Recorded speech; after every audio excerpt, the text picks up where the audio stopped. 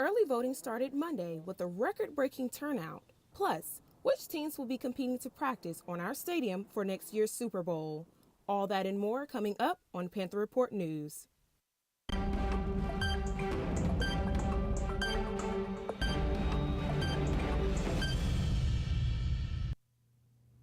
Hello and welcome to Panther Report News. I am Destiny Elliot. And I'm Kara Nelson. We lose elections because we don't vote. Panther Report News had an exclusive phone conference with Stacey Abrams as she discussed her stance on a range of issues. My fundamental goal in this campaign, my fundamental goal as the next governor of Georgia, will be creating the opportunity for everyone to have the freedom to thrive in our state. And that means focusing on the fundamentals. First and foremost, educating our children from cradle to career. And by that I mean investing in early childhood education. It's only fair. It's like if you write a check. Wouldn't you want somebody to check your signature if you signed it over, if you've ever had a check stolen? So in that case, I do. As early voting begins, some have already made their decision. The exact match law has hindered 53,000 Georgia residents from voting in this year's midterm election. These residents face a temporary hold on their registration to vote. This led a lawsuit against the state of Georgia and a lot of backlash for Brian Kemp. However, the amount of election voters has nearly tripled since 2014. Right now, anyone who is eligible can still participate in this early midterm election vote November 2nd. The LGBT community and allies paraded the streets of Atlanta with its annual Pride Parade. And you had the opportunity to go, Destiny. Yes, and the energy was on 10. Take a look.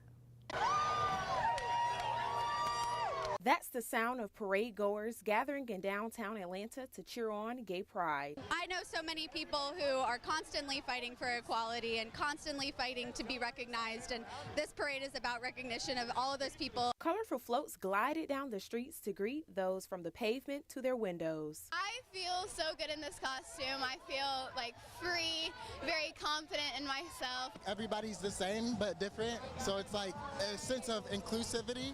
Parade goers cheer Saturday on with pride in their spirits and love in their hearts. I'm Destiny Elliot for Panther Report News. With a lot of pride comes backlash. A community of Christian protesters were spotted in Unity Plaza. And many students on campus weren't too happy about it. The protesters were shaming all religion and sexual orientations that didn't align with Christianity or heterosexuals. If you took 15 seconds to read the Quran, hello, you would understand that Islam is not peace, it's about war.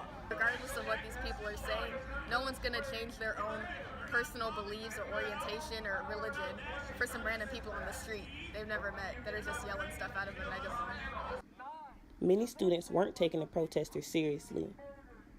I'm still bisexual, they're not going to change that. I'm still out here being not straight. These protesters are goofy. Due to personal and cultural reasons, many students on campus prefer to go by names other than their legal name. Georgia State now offers students an option to add a preferred name into university applications. It was a variety of issues ranging from not being able to find materials for a specific instructor because they were listed under their legal name and they didn't go by their first name, all the way to safety and security concerns with having particular names listed in the school directory, to imminent safety concerns about being outed in class by being addressed by a name they no longer went by or by a dead name. GSU and Georgia Tech will compete to see who will be the host of the Super Bowl practice facility. Reporter Tyrik Wynn has more details.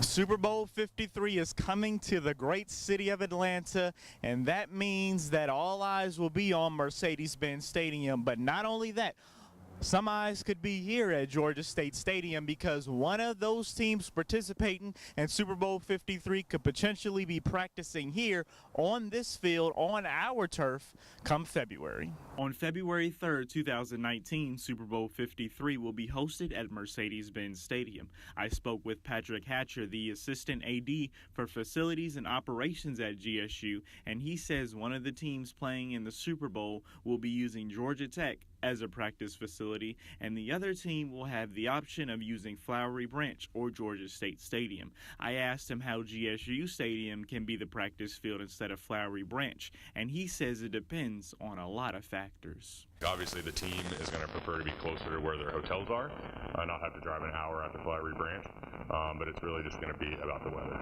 I also caught up with baseball player Dano Dees, who is really excited about the Super Bowl coming here, and he also would like to see GSU Stadium be used as a practice field. Yeah, I feel like that's pretty dope. Like the fact that the Braves used to play here, pretty exciting, and to know that we took it over and to know that it's still active with it with professional teams, I feel like that's pretty cool. Not too many universities can say that.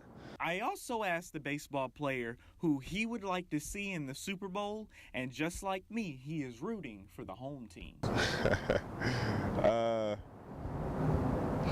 I want to go with the Falcons. I mean, I know they started off, low, but I got to root for the home team. And you can't count the Rams out right now. They're 5-0. They're looking good. Well, we are hoping that one of those teams does pick our field to use come February. Here at GSU Stadium, I'm Tyrik Wynn for Panther Report News. Homecoming is a week away. Spotlight Programs Board held its annual press conference informing students about the week of events leading up to the game. This event allowed the 2018-2019 Royal Court candidates to also give a speech on their platform and why they should be chosen as the next face to represent Georgia State. To stay up to date on all homecoming information, please visit homecoming.gsu.edu. In other news, Spotlight hosted a Netherworld Plaza. In an effort to promote GSU Night at Netherworld, the organization prepares for Halloween. Reporter Viviana Munguia has the scoop. Boo! It's almost Halloween, and Georgia State Spotlight program is throwing their Netherworld's Plaza. I got the chance to speak to Spotlight Panther Connections Director about what they did at Netherworld's Plaza. So we decided to do trivia, especially since it's sold out. We felt like free tickets would get a lot of buzz going about it.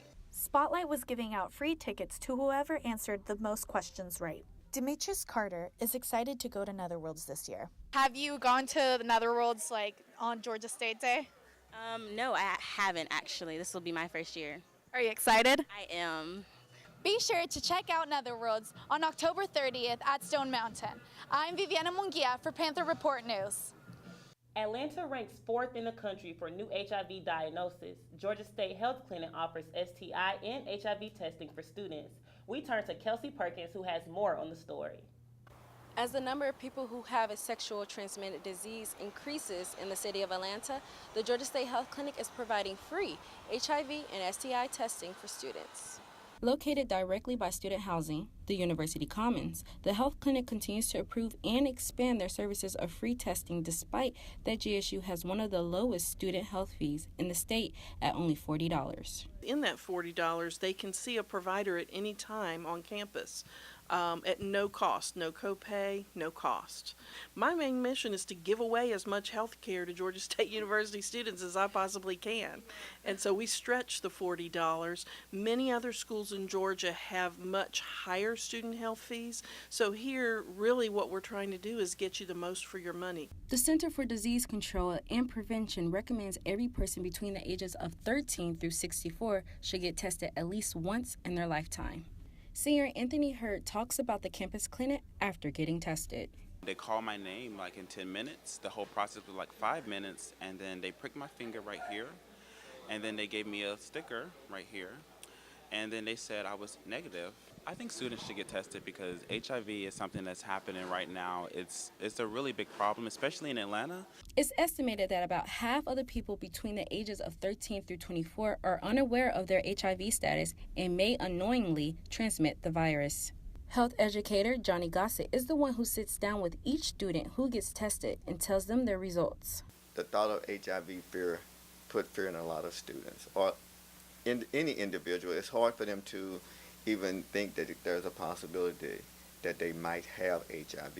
They'll start thinking, well, will I live? Will I die? And that's a lot of responses that I get from students or even anyone talking about HIV. They were afraid to do it. With a convenient location like this, students now have no excuse. It's time to get tested and stay protected. From the University Commons, I'm Kelsey Perkins for Panther Report News. Back to you guys.